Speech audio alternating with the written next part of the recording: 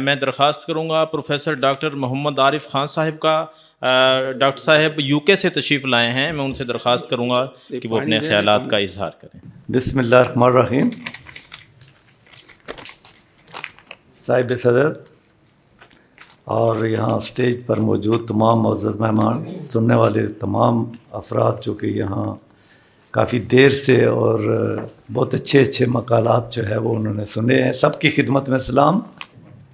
You کے میں Iqbal academy قائم ہے کافی عرصے سے، غالباً 70s کے عرصے سے۔ میں اس کا ٹرسٹی ہوں، اور ڈاکٹر سعید درانی صاحب کا ذکر جو اللہ تعالیٰ مغفرت کرے ڈاکٹر ظہور صاحب نے لیا ہے، انہوں نے اس کے لیے بیسیکلی بہت کام کیا، اور اس کے بعد وہ اس طرح، چونکہ وہ لٹریری آدمی تھے، اس کے بعد لٹریری آدمی کوئی نہیں تھا۔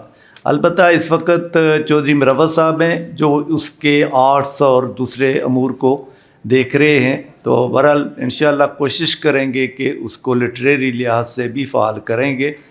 میری ذمہ داری تو ہے، لیکن یہ ہے کہ کام کرنے کے مواقع کی ضرورت ہوتی ہے، انشاءاللہ وہ بہتر ہوگا، ضرور کریں گے۔ میں آپ کو لے کر جاؤں گا اس عنوان کو، مذہب اور جدیدیت اور اقبال۔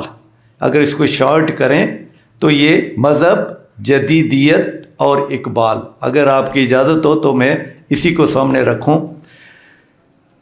میں عنوان کی روح سے آپ کے سامنے 3 اصول رکھوں گا۔ یہ 3 نام ہیں، مذہب، جدیدیت اور اقبال۔ میں 3 اصول ان میں سے اخذ کر کے آپ کے سامنے رکھوں گا، اور تفصیل میں تو میں زیادہ جاؤں گا بھی نہیں۔ نمبر 1، مذہب سے اصول خدا اخذ ہوتا ہے، یعنی مذاہب کی تاریخ یہ ہے کہ اصول خدا مذاہب سے اخذ ہوتا ہے۔ جدیدیت سے اصول انسان اخذ ہوتا ہے۔ جو بھی جدیدیت پڑھتے ہیں، دیکھتے ہیں، اس سے اصول انسان جو ہے وہ اخذ ہوتا ہے، اور اقبال سے اصول خودی جو ہے وہ اخذ ہوتا ہے۔ اب یہ 3 اصول ہیں، ان 3 اصول کو آپ کمبینیشن کر سکتے ہیں، اصول خدا، اصول انسان اور اصول خودی۔ اصول خودی میں علامہ جو ہے وہ اصول خدا اور اصول انسان کو لے کر اس کی جو ہے وہ ایک تطبیق کرتے ہوئے نظر آتے ہیں۔ وہ کہیں بھی نہ تو اصول خدا سے ہٹتے ہوئے نظر آتے ہیں، اور نہ ہی وہ اصول انسان کو اگنور کرتے ہوئے نظر آتے ہیں۔ یہ اقبال کے کلام کی جو ہے وہ خوبی ہے، چاہے وہ نثر میں ہے چاہے وہ نظم میں ہے۔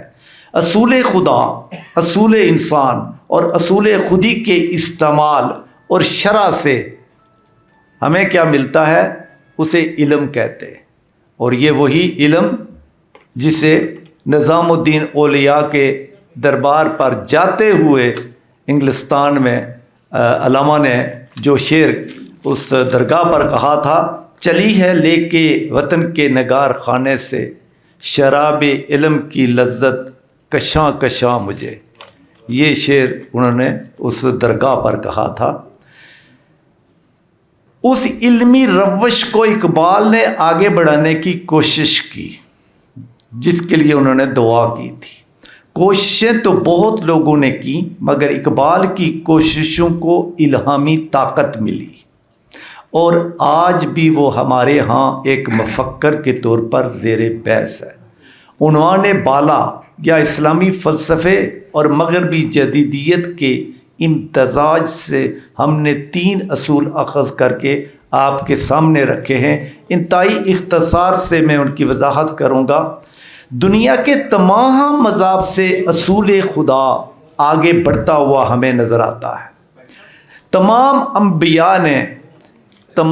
انبیاء نے اسی اصول کے تحت شعور علم کو آگے بڑھایا ہے۔ تمام انبیاء نے اسی اصول کے تحت شعور علم کو آگے بڑھایا، یہاں تک کہ نبوت موقوف ہو گئی، الہامی مذاہب کی تکمیل ہوئی، اور محمد مصطفیٰ صلی اللہ علیہ وسلم پر آ کر نظام نبوت کا خاتمہ کر دیا گیا، اور آئندہ کے لیے انسان کو خود انفرادی اور اجتماعی لحاظ سے اپنی بصیرت کے تحت معاملات کو آگے بڑھانے کی ذمہ داری ڈال دی گئی، گویا یہ آدمیت کا اعتبار تھا۔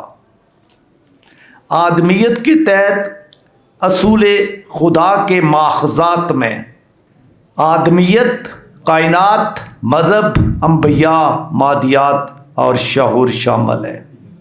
جہاں تک جدیدیت کا تعلق ہے، یہ اصول مادہ پر قائم ہوئی، اس کو اصول انسان بھی کہا جاتا ہے، اور گزشتہ 5 صدیوں میں اس اصول نے مغرب سے اٹھان لی ہے اور اڑان بھی بھری ہے۔